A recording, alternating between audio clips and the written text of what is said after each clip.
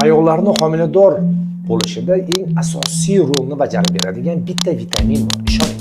Bu vitamin yetishmasligi natijasida ayollarda hayz siklining buzilishi, folikulalarning yetilmasligi yoki yorilmasligi, kistaga aylanib qolishi, hattoki polikistozga ham sabab bo'ladi va natijada ayollarda bepushtlik oyma, oy yoki yillarga cho'zilaveradi. Bu vitamin shundoq ham ayollarda tuxumdonlarda, buyraklarda ishlab chiqariladi. Eng qizig'i shundaki, u miyada turib, gipofiz degan bez orqali ayollarda tuxumdonni boshqaradi. Ya'ni alga fayzgini bir-birini muvozanatda ushlab turadi. Muvozanatda buzilishi miyada aynan tuxumdonlardagi folikulalarning yetishmasligiga sabab bo'ladi.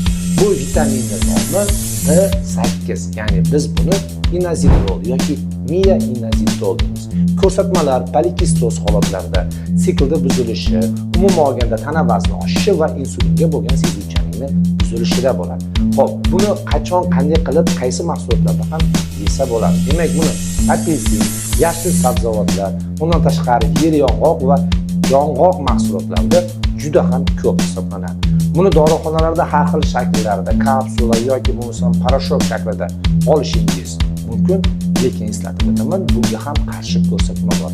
Oshqozon ichak yo'llarida agar sizda muammo bo'lsa, bu dori so'rilishi qiyinlashadi. Demak, shifokor bilan maslahatlashing.